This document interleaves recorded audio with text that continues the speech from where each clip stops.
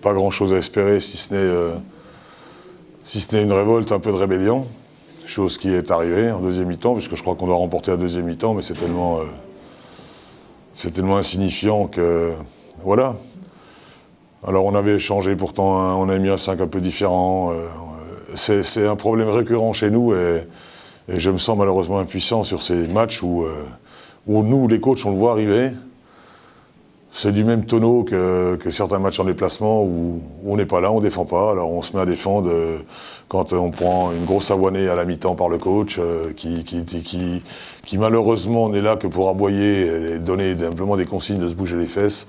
Encore une fois, je crois, ce discours-là, j'ai déjà tenu une dizaine de fois dans la saison.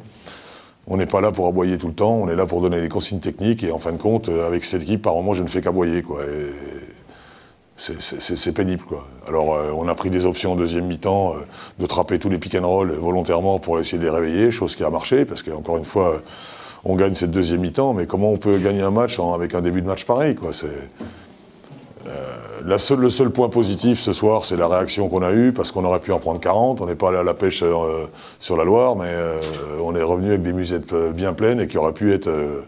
carrément pas assez grande pour rentrer dans le bus, parce qu'à un moment donné, on aurait pu en prendre 40. Hein. Heureusement, il y a quand même une attitude, il y a quand même une rébellion en deuxième mi-temps, mais je crois que les cadres, encore une fois, ne sont pas entrés dans le match. Quand on sait qu'Orléans restait sur des défaites à domicile, qu'il fallait leur mettre la pression, les consignes étaient simples et très claires, c'était de mettre la pression, de ne pas donner confiance aux shooters, ben, bravo, quoi. Quand on voit qu'on laisse David Noël à 2 mètres, alors qu'on sait que dans les corners, c'est son jardin. Quand on voit que Macalarmé, on l'a laissé ouvert 2 fois. Alors après, il met des gros shoots. Il faut dire ce qu'il y a. Il a mis des shoots énormes. Mais les 2 premiers qu'il met, ils sont ouverts. Et ça, c'est impossible. Green met 2 tirs dans le corner où Eftimov doit être à 2 mètres. Ça, c'est inacceptable, quoi. Je veux dire. En plus, c'est pas des gamins. Que c'est Mathias Lezor qui fait une erreur comme ça, on peut en vouloir à Mathias. Qu'un jeune qui apprend.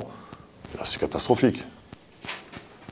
C'est catastrophique, mais c'est même pas une inquiétude pour la suite, parce que cette équipe est tellement imprévisible, comme j'ai toujours dit, qu'elle est capable de faire un truc à Strasbourg, qu'elle est capable de faire des prestations incroyables, mais elle est aussi capable de déjanter complètement comme elle l'a fait en première mi-temps, quoi. Et ça, c'est un problème je dirais, d'attitude, et c'est gênant parce que ça touche les cadres, quoi. Quand on voit le comportement de Mathias Lezor quand il est rentré, on ne peut que le féliciter, même s'il a fait des boulettes de temps en temps. Il a eu un comportement qui était un bon comportement. Après, on a eu... David est dans le dur complet. Hein. Ça, c'est malheureux à dire, mais il est vraiment dans le dur. Il a fait des mauvais choix. Il va pénétrer alors qu'il a attendu à l'intérieur.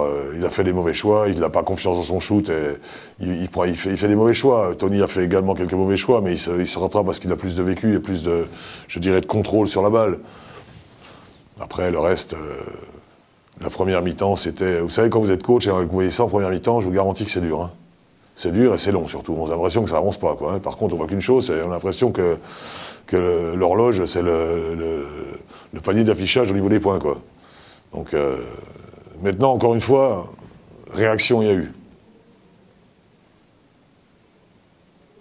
Après, je vais pas pointer du doigt les gens, parce que j'aurais déjà dit ce que je pensais là, mais on a quand même des joueurs qui n'ont pas répondu présent ce soir, quoi. Maintenant, il faut féliciter cette équipe d'Orléans, parce qu'elle a quand même fait un début de match fantastique, euphorique, c'est sûr, parce que 14 sur 16 à 3 points, ou 14 sur 18, je ne sais plus, à un moment donné, ça n'arrive pas tous les jours, quoi. Je veux dire, c'est exceptionnel. Exceptionnel.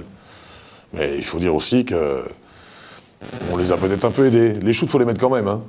Mais ça a vraiment été une prestation à 3 points en première mi-temps, c'était prodigieux, hein.